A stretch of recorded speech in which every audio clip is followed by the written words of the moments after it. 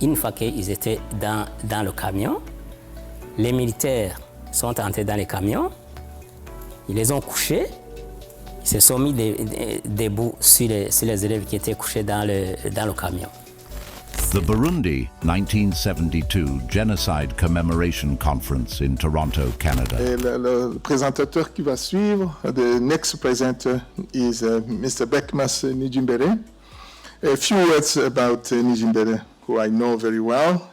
He was born in Rutovu, in Bururi. He studied in Kiremba, Lycée of Kiremba, where personally I studied. And with all what was going on, he moved to Congo, where he did some studies before he continued to finish his secondary school in Rwanda. And then his journey took him to Cameroon. And in 1987, Bekmas decided to make Canada his second home.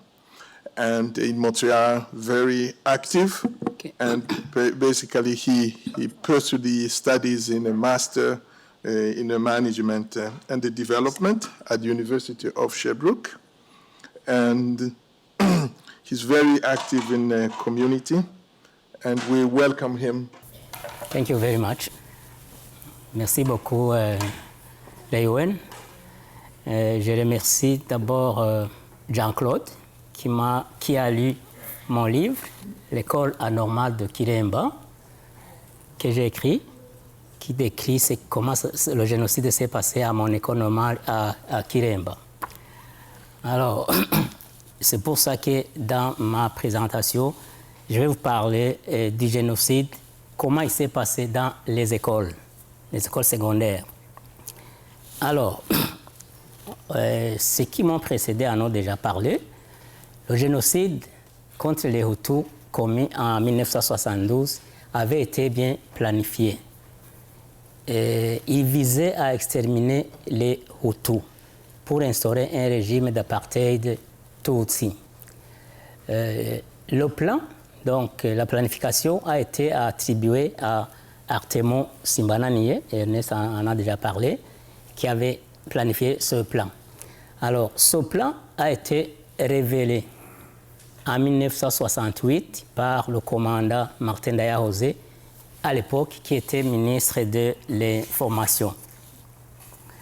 Entre autres, ce plan, comme ceux qui ont précédé l'ont déjà dit, était de cibler des Hutus, établir des listes, et en plus procéder à l'élimination. Le génocide a commencé le 29 avril, mais nous l'avons su le lendemain, le 30 avril, lorsque nous étions à l'église au cours d'une messe. Comment ça s'est passé? Un militaire, un officier, est entré à l'église. Il a demandé au pasteur de lui passer le micro pour qu'il s'adresse aux fidèles. Le pasteur lui a passé le micro et le militaire a dit qu'à Bururi, ils avaient aperçu des Hutus drogués, habillés en lambeaux. Il a dit qu'ils auraient tué des Tutsis. Alors, à partir de ce moment-là, il a dit que tout le monde qui était à l'église était prié de rentrer chez eux et que la suite, on allait le savoir par la radio. Quelqu'un a déjà parlé que la communication s'est passée par la radio. Alors, à la sortie même de l'église, les militaires qui étaient restés dehors ont commencé à arrêter des Hutus. Juste tout de suite là à la sortie de l'église. Nous autres, des élèves, ils nous ont dit de retourner à l'école, qu'on allait savoir la suite comme tout le monde. Alors, comment est-ce qu'ils ont procédé pour faire des arrestations dans des écoles? Il y avait un modus operandi, c'est-à-dire il fallait élaborer des listes. C'est des élèves tout aussi qui élaboraient des listes. Après ça, il y avait... tu peux avancer. Le modus operandi, c'était l'élaboration des listes par des élèves Tutsis. Après ça, il y avait l'arrivée des militaires aux écoles en cachette. Puis après ça, ils avaient l'alignement des élèves devant le drapeau, ou bien l'alignement des élèves devant le réfectoire. Des fois, des militaires entraient dans des salles de classe, comme ça a été dans notre cas, et dans des dortoirs, ou bien il y avait des fausses accusations des élèves Hutus, plutôt des élèves Tutsis qui accusaient des Hutus d'avoir fait quelque chose. Une autre.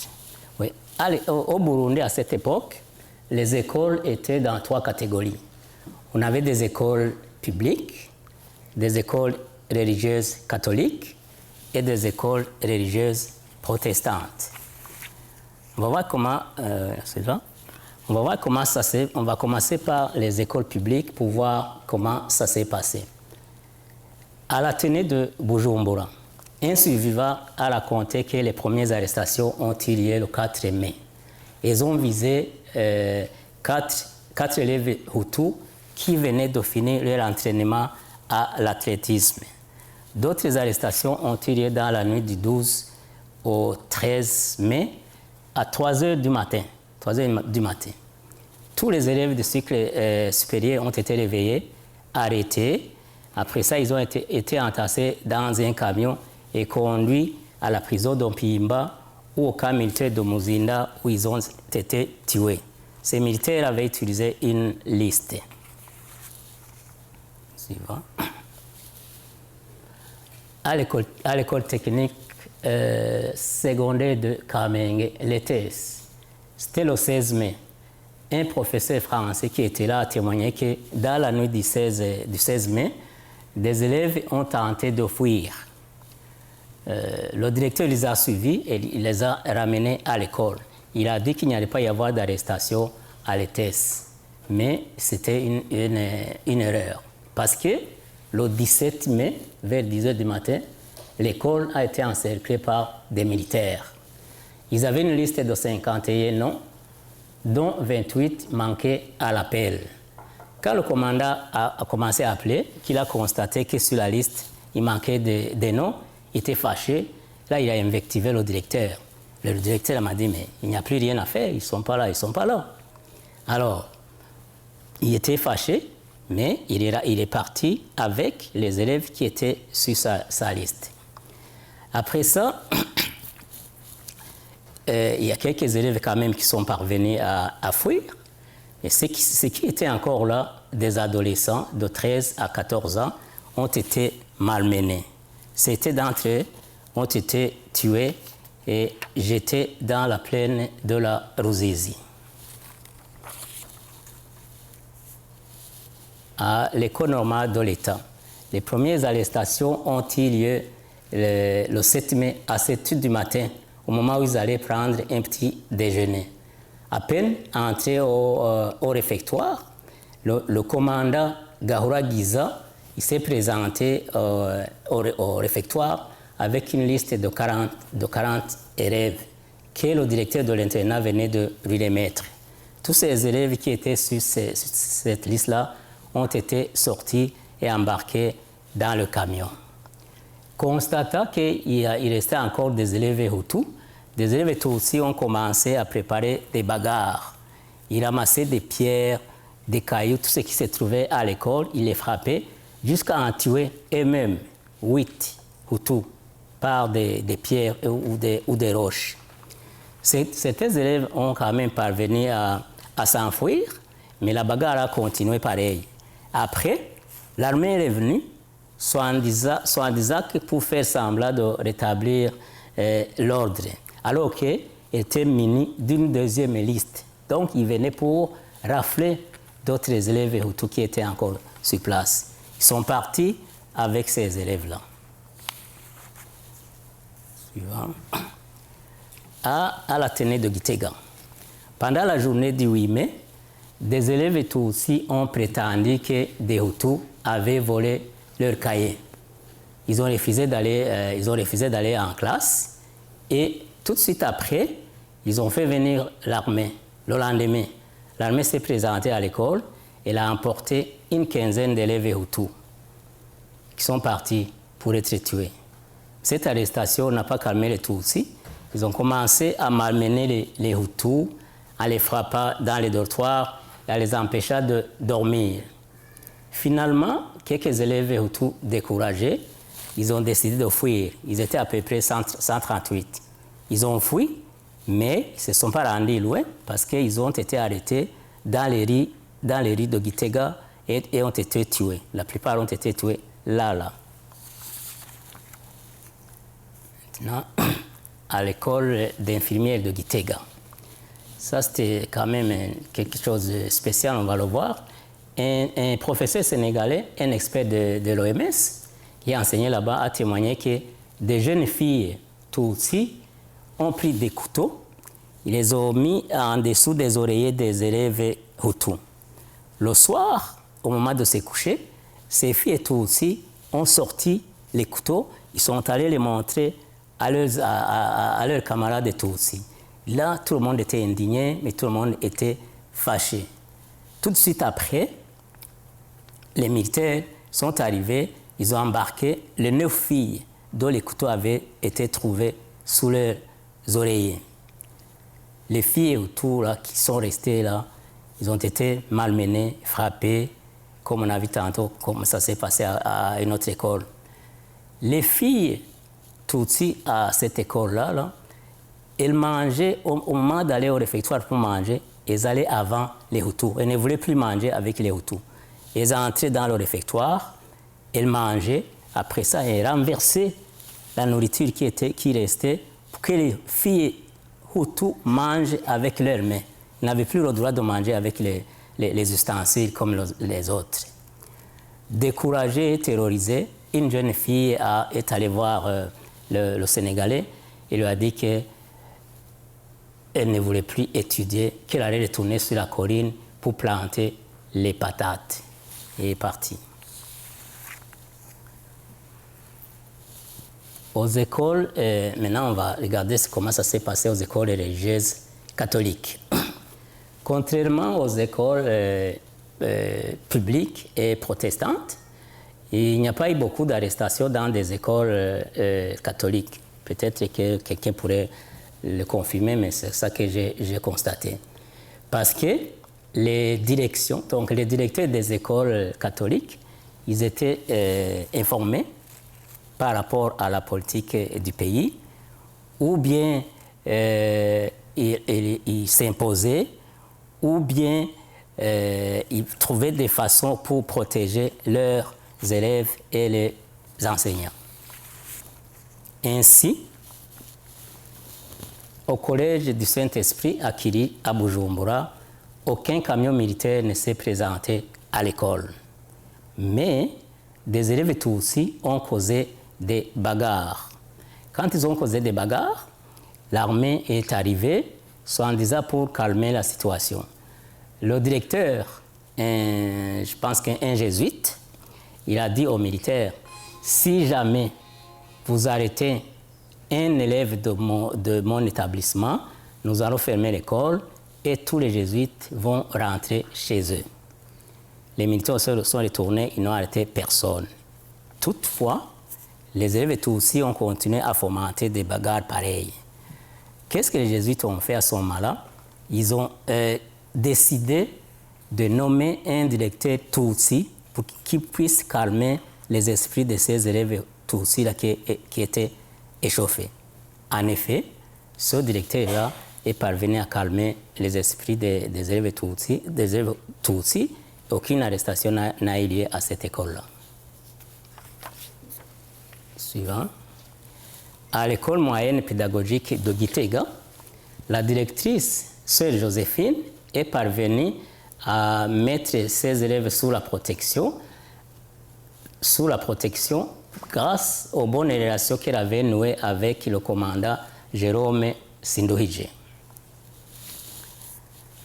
Suivant.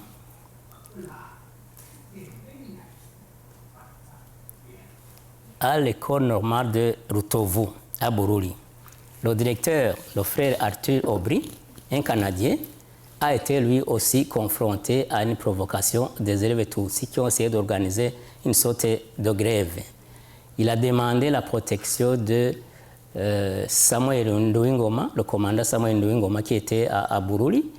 Il les a protégés, contrairement à l'école normale de Kiremba, où c'est lui-même qui était à la tête des militaires qui sont venus tuer les élèves de l'école normale de Kiremba, comme nous allons le voir plus loin.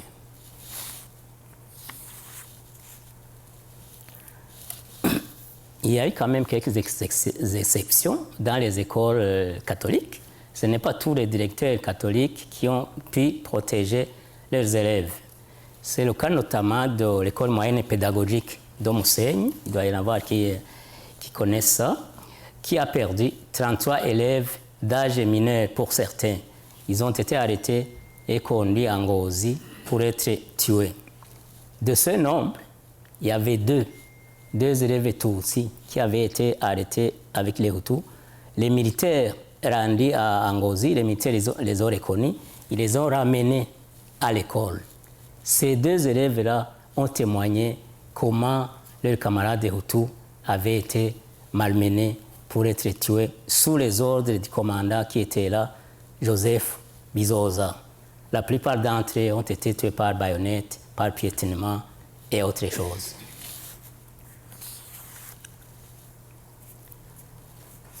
À l'école normale des garçons de Gitega, c'était au mois de mai, un après-midi, vers 17h, lorsque les élèves étaient en train de pratiquer leur sport. Le directeur les a appelés pour qu'ils aillent rejoindre leur salle de classe. Le directeur, c'était un frère de la congrégation des frères de la charité de Gand en Belgique. Il s'est présenté en compagnie d'un officier et d'un autre frère Hutu. Ils sont entrés dans la classe de 3e année. Le directeur, le frère belge dont je vais te parler, c'est lui-même qui a sorti la liste de sa poche et qui a lu les noms des élèves qui étaient sur cette liste-là. Sur cette liste-là, il y avait un élève qui était absent parce qu'il était malade. Il était dans sa chambre, dans le dortoir. Ils ont envoyé un autre élève, d'aller le chercher de sa chambre où il était, le ramener Manu Militari. Il n'a pas eu le temps de s'habiller. Il est sorti en short et en t-shirt. Il est allé. Il a rejoint ses autres camarades qui étaient déjà dans le camion. Ils ne se sont pas arrêtés là, les trois autorités-là. Ils sont allés dans la classe de 4e normale, où ils ont sorti une douzaine d'élèves qui ont rejoint les autres qui étaient déjà dans le camion. À l'école moyenne pédagogique MP de Rugari à Muyinga, plus de 50 élèves de classe terminale ont été tués. 3 seulement ont parvenu à fuir, dont quelques personnes qui sont ici dans la salle connaissent. Fulgence Misago, qui a fui au Rwanda, à Kigali, et qui a fini par s'établir à Montréal. À cette école-là, des jeunes élèves de la 10e année et de 9e année ont tenté de fuir. Mais les autres élèves aussi les ont ramenés. Ils les ont confiés au directeur, le frère Joseph Karikurubu. Ce frère-là, lui-même, Joseph Karikurubu, est allé les livrer aux militaires.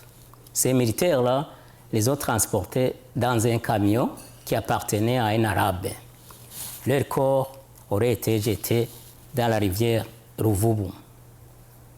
Un frère belge qui travaillait à cette école aussi a essayé d'intervenir, de s'interposer entre les élèves et les militaires. Non, les militaires l'ont arrêté, ils l'ont menotté, ils l'ont amené lui aussi à la prison de Muyinga, mais lui, comme il était belge, il l'aurait lâché quelques minutes plus tard. Alors, suivant, on va voir maintenant comment ça s'est passé aux écoles protestantes. On va commencer par l'école adventiste de Kivoga, dans Bujumbura rural. À cette école-là, aucune liste n'a été dressée. Pourtant, aux alentours de l'école, il y avait beaucoup de barrières qui avaient été érigées. Ainsi, des élèves qui ont tenté de fuir ont été arrêtés à ces barrières-là. On a identifié 3 d'entre eux qui avaient pris la direction de Bubanza. Ils ont été arrêtés à un endroit qui s'appelle Kidahwe. Ils ont été conduits dans les bureaux de la province de Bubanza où ils ont été tués. Des témoins qu'on a recueillis des survivants de cette école de Kivoga ont raconté que tous les élèves de Kivoga, à peu près une quarantaine, qui ont essayé de fuir, personne ne s'est rendu à destination. Ils ont été arrêtés et tués en cours de route. Maintenant, à l'école primaire anglicane de Mutangaro.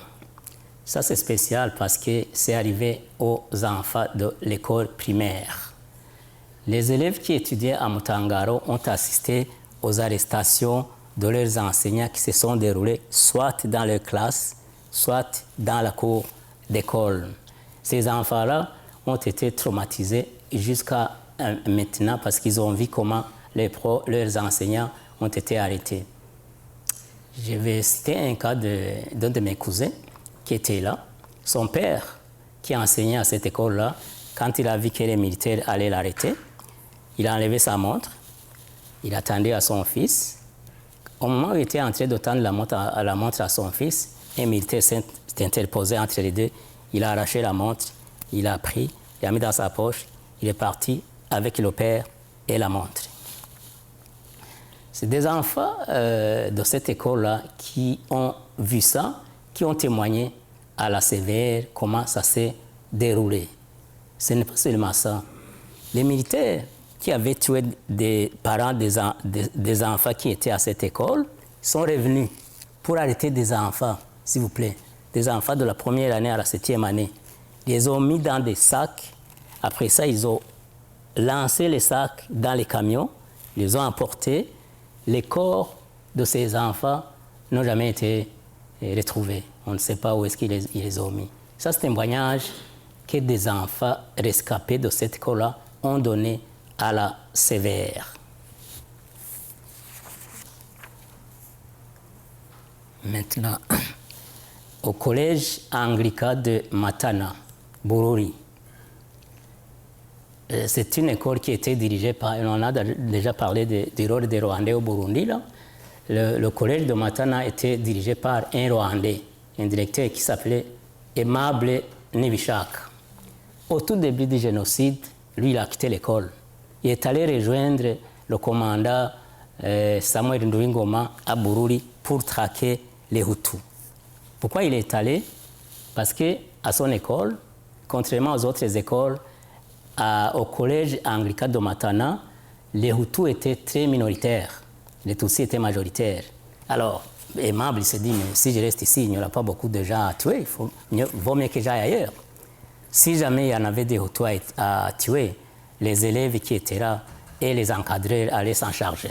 C'est pour ça qu'il est allé travailler avec Samuel Nduwingoma pour traquer les Hutus.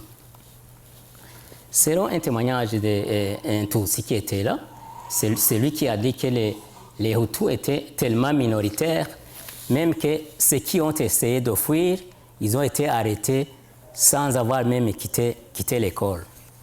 Puis, à un moment donné, un encadreur a demandé à un élève Tutsi d'élaborer une liste. Un après-midi, après l'élaboration de la liste, l'encadreur a demandé aux élèves de se rassembler devant le réfectoire. Aussitôt rassemblé, un camion militaire, un camion de marque Volvo s'est pointé devant le réfectoire.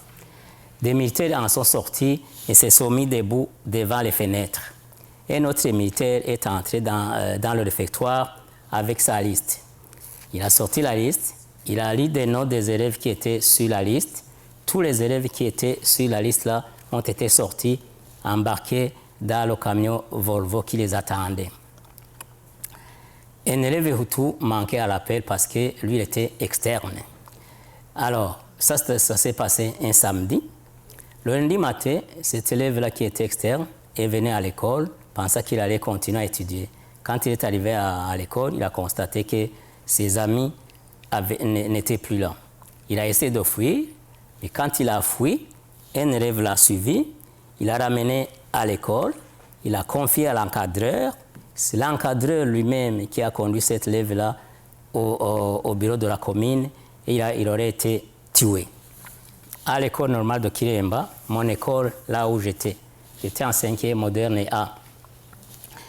La relation entre les élèves Hutu et Tutsi était bonne jusqu'à ce qu'à un moment donné, en 1969, l'école a accueilli des élèves qui sont venus du collège de Matana.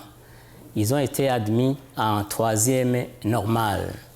Ces élèves-là, ils ont constaté qu'à l'école normale de Kiremba, il y avait beaucoup de Hutus. À un moment donné, ils ont décidé d'arrêter l'école. Puis, en complicité avec d'autres élèves et tout aussi qui étaient là, ils ont décidé d'aller à Bujumbura. On n'a jamais su pourquoi ils sont allés à Bujumbura, mais l'armée a dit qu'ils sont allés dire au ministre de l'Éducation qu'à l'école normale de Kiremba, il y avait beaucoup de Hutus. Là, ça, c'est quelque chose que nous autres qui étions là, on considérait comme un signe avant-coureur, comme quoi quelque chose s'est préparé à Kiremba. Un autre signe, à un moment donné, très tôt le matin, vers 5 heures, avant que tous les élèves soient réveillés, les militaires sont arrivés à l'école normale de Kiremba, très tôt le matin. Ils ont réveillé les élèves, ils ont demandé d'aller se mettre devant l'église, élèves et surveillants. Ils les ont gardés là pendant 1 heure de temps, sans rien dire. On n'a jamais su pourquoi ça s'est passé. Personne, ni la direction, ni l'armée, n'a rien dit. Après, d'autres rumeurs ont commencé à circuler pour dire que finalement, là, il y a quelque chose qui se trame. Ça aussi, cet événement-là a été considéré comme un deuxième signe avant-couleur, comme quoi à Kiremba, il y avait quelque chose qui s'est tramé. Alors, je l'ai dit tantôt que le génocide a commencé le 29 avril. J'ai déjà parlé de comment ça s'est passé le 30 avril. Le 30 avril, je vais pas y retourner, mais je vais aller directement pour vous montrer comment le génocide à Kiremba s'est passé. Un jeudi, 4 mai, vers 17h, une Toyota Peugeot 404, les plus âgés se rappellent de cette marque-là, s'est présentée à l'école vers 17h. Les militaires l'ont garé à la cour de l'école. Ils sont allés chercher les professeurs dans leur logement, puis un autre militaire est allé chercher un surveillant qui était dans sa chambre. Il l'a ramené dans la cour de l'école, il a embarqué et le surveillant et les professeurs qui nous enseignaient. Ils les ont conduits on ne sait pas où.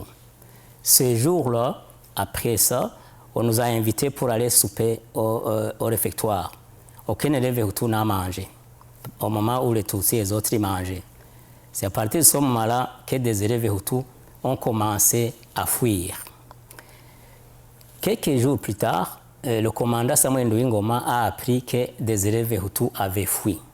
Il est venu à l'école, il s'est adressé au directeur, il lui a dit que vos élèves sont en sécurité si et seulement si ils restent à l'école. Le directeur, lui, il a compris que c'était un message du commandant. Il pensait que c'était vrai, mais plus tard, il s'est rendu compte que c'était un leurre.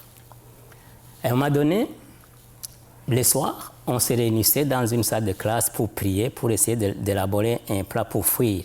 On se réunissait selon les régions d'origine pour partir ensemble. Un certain soir, mes camarades et moi avons décidé de fuir. On ne s'est pas rendu loin. Un surveillant qui s'appelait Mathias Nyambanda, un Hutu, nous a aperçus. Il a ramené quelques-uns. De ces quelques-uns, moi, je faisais partie de ces quelques-uns. Il y en a d'autres qui sont partis, moi, je suis revenu. Quand on est revenu au dortoir, le pasteur, le surveillant, est allé dire au directeur que des élèves étaient en train de fuir. Le directeur, un Suédois qui s'appelle Henri Storgren, il a écrit un livre, je l'ai ici pour ceux qui seraient intéressés. Il est venu nous voir. Il nous a dit que nous étions en sécurité. Il a répété la même phrase que le commandant lui a dit. Il a dit, vous êtes en sécurité si et seulement si vous restez à l'école. Nous, on pensait que c'était vrai, c'était un message qui nous venait quand même du directeur. Mais ça ne s'est pas passé comme ça. Tous les soirs, les élèves Tutsi se réunissaient dans une école du cycle supérieur qui était restée comme vide pour élaborer une liste des élèves à tuer.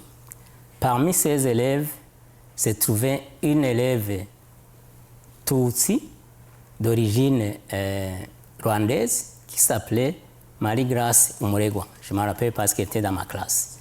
Elle faisait partie des élèves Tutsi qui élaboraient les listes. Alors, celui qui a dit... Alors, c'est cette fille-là, Tutsi, qui a dit à un de nos camarades, Jean Hamenimana, quelqu'un le connaît ici, il a dit, mais toi là, je t'ai défendu, j'ai demandé à mes amis de t'enlever de la liste. C'est elle qui a dit à Jean. Jean, plus tard, Jean a fui, il vit présentement à Vancouver. Le 20 mai. Le 20 mai, vers midi, le camion de l'école normale de Kiremba qui avait été réquisitionné par l'armée est descendu. Nous l'avons vu venir. Il s'est arrêté à côté du drapeau en face de notre salle de classe. Les militaires sont allés avec une liste dans les classes supérieures, 4e, 3e et 2e normale. Ils ont sorti des élèves qui ont embarqué dans le camion qui était là. Après, ils sont allés dans la classe de 4e moderne où ils cherchaient spécifiquement un élève qui s'appelait Alexandre Nyandui, le fils de l'ancien député Ezekiasi Biorero. Il est sorti de sa classe de 4e moderne avec 2 de ses camarades. Il l'a amené dans le camion qui était devant le drapeau. Il a rejoint ceux du cycle supérieur. Maintenant, un militaire qui a constaté que dans le camion, il y avait encore de la place, il a ouvert la porte de notre salle de classe, il est entré dans notre salle de classe avec son fusil, il s'est promené dans les rangées en regardant les visages, donc le nez. Il pointait du doigt des Hutus, il disait « toi, toi, toi, sortez ». Tout ce qu'il a sorti, c'était des Hutus. Ils sont allés rejoindre leurs camarades dans le camion, ils sont emportés comme ça, ils sont partis. Ça, c'était la première arrestation des élèves. La fois suivante, c'était le 23 mai, vers 17h. Nous étions dans les dortoirs, les uns en train de jouer, d'autres faire d'autres choses. Le militaire est encore retourné à l'école. Il est allé demander au directeur de rassembler les élèves devant le drapeau parce qu'il y avait un message à leur transmettre, donc à nous transmettre. Le directeur a demandé au directeur de l'internat, Elindi Kunkiko, de nous rassembler. Elindi Kunkiko a utilisé son sifflet comme d'habitude. Il nous a rassemblés devant le drapeau, classe par classe. Maintenant, le militaire qui était debout devant nous autres, à côté du directeur de l'internat, a dit que quand je vais nommer, lire votre nom, que vous entendez votre nom, s'il vous plaît, répondez présent et allez rejoindre le camion. Le camion était déjà arrivé, il nous a contourné, il s'est égaré entre les élèves de 6e moderne et le réfectoire. En même temps, comme simultanément, des militaires qui étaient cachés, nous ne savions pas, on n'a pas vu comment ils sont venus, ils étaient cachés dans le boisé, donc derrière le gymnase, ils sont sortis avec les armes, en tenue de camouflage, comme s'ils allaient en guerre. Puis là, le militaire a sorti de sa poche la liste, il a commencé à nommer les noms de la première normale jusqu'à 5e moderne et A. Moi, je vous ai dit que j'étais en 5e moderne. Dans les deux, il y avait 2 classes de 5e moderne. Il y avait 5e moderne A et 5e moderne B. On était 4 à porter le nom de Nijimbere, 3 Hutus et 1 Tutsi. Quand le militaire a lu les noms des élèves qui étaient sur la liste-là, il s'est rendu à la classe de 5e moderne. À un moment donné, il a dit Nijimbere. Là, tout le monde a figé. Tout le monde a figé. Puis là, derrière, un élève a levé la main, il a dit Nijimbere qui? Le militaire a jeté un coup d'œil sur son papier. Il a dit Nijimbere Charles. Nijimbere Charles, notre camarade et ami, est sorti de là et est allé rejoindre ses amis qui étaient déjà dans le camion. Maintenant, une fois qu'ils étaient dans le camion, les militaires sont entrés dans les camions, ils les ont couchés, ils se sont mis debout sur les élèves qui étaient couchés dans le camion. Ces élèves qui n'avaient pas demandé de se coucher, quand le camion a démarré, ils ont levé les mains, ils ont commencé à chanter les chansons qu'on chantait à l'église. S'il y a des protestants ici, peut-être qu'il y en a qui connaissent certaines chansons. Par exemple, Aheza mwijuru tuzohurirayo bagenzi, Aheza mwijuru tuzohurirayo bagenzi, hari igihugu ciza cane twasezeraniwe n'Imana tukirorere twizigiye nk'uko data yakitweretse, isi irashaje je mpisemo kwigira mwijuru. Ça c'est des chansons là qui sont entonnées comme ça spontanément quand le camion démarrait. Parmi les victimes là, en tout on a dénombré 125. Parmi ces victimes, il y avait la sœur. Quand on a parlé là, même des femmes ont été tuées. À l'école normale de Kiremba, il y avait 2 filles en première année normale et elles ont été embarquées dans le camion là. Le chauffeur du camion, il a conduit sa propre sœur à la mort sous les ordres des militaires. Vous vous rendez compte comment c'était terrible. Alors maintenant, voilà en résumé comment le génocide s'est déroulé dans les écoles au Burundi. Mais je vais terminer par une citation d'un observateur étranger qui vivait au Burundi qui a dit ceci. Les choses en sont arrivées à un tel point que l'armée procède à l'élimination des Hutus, non pas pour ce qu'ils ont pu faire, mais pour ce qu'ils pourraient faire, et spécialement lorsqu'il s'agit de personnes ayant reçu ou en train de recevoir une éducation. Je vous remercie.